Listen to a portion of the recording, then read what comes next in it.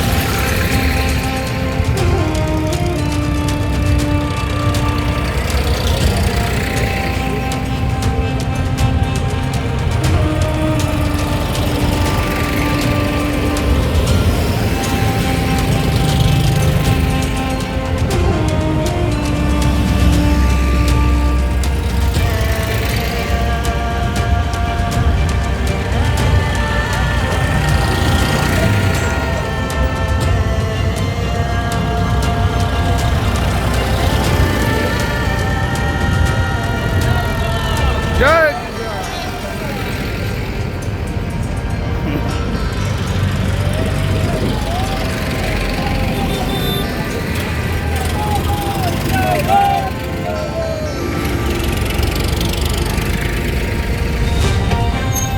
ગમે ના લઉં કરી ચલાવો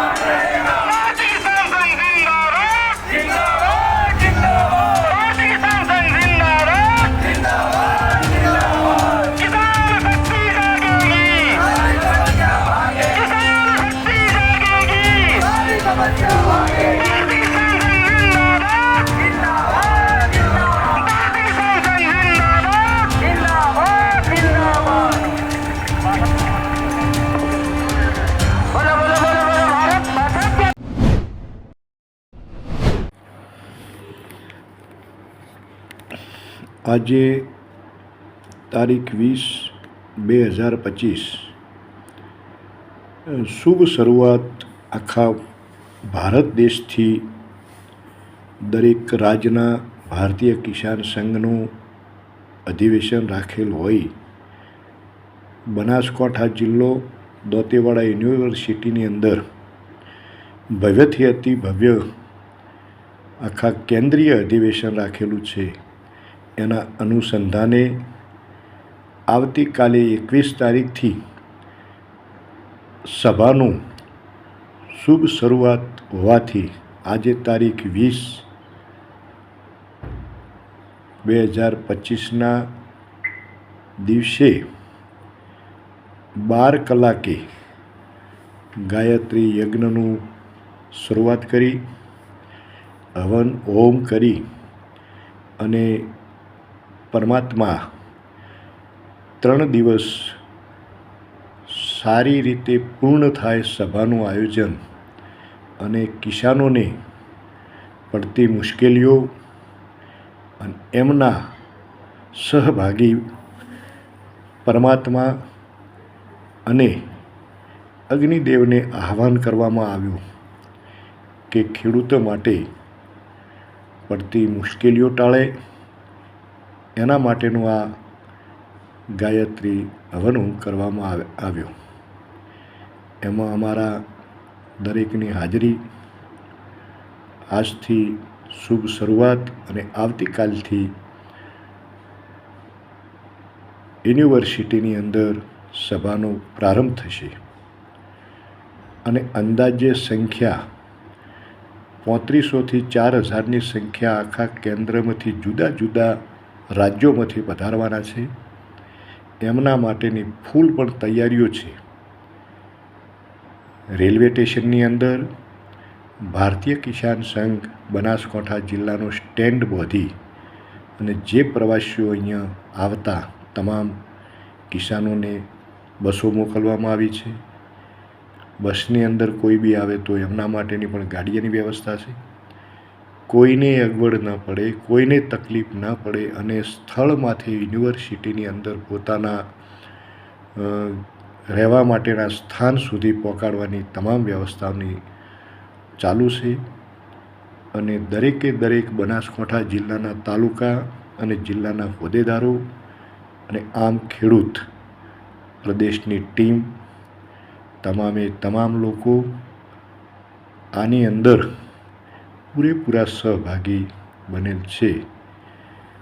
તો આજે મેં જોતા મને ખૂબ આનંદ અને ખુશી થઈ કે એક ભારતીય કિસાન સંઘની એકતા અને દર 3 વર્ષની અંદર અધિવેશન થાય એમ જો બનાસકાંઠા જિલ્લાને આવો મોકો એક મળ્યો હોય તો એ બનાસકાંઠાના વાસીઓ તમામ ભાગશાળી હું ગણું છું કે આ મોકો એક આખા રાષ્ટ્રનો મોકો એમને રહેવા માટેનું એમને જમવા માટેની ફૂલ સગવડ મળી રહે એના માટેનો જે મોકો આપણને આલ્યો એને સારી રીતે ખૂબ પણ નિભાવો અને ક્યાંય પણ મુશ્કેલી કે અગવડ ન પડે એના માટેના પૂરેપૂરા પ્રયત્ન થશે એવું અમારું ભારતીય કિસાન સંઘ બનાસકાંઠા જિલ્લો અને પ્રદેશ દરેકે દરેક ખભે ખભો મિલાવી અને આ જે અવસર છે એને પૂર્ણ પાર પાડશે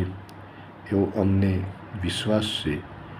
હું ભારતીય કિસાન સંઘ ગુજરાત મંત્રી તરીકેની મારી જવાબદારી છે. કુંવરાભાઈ જે ચૌધરી.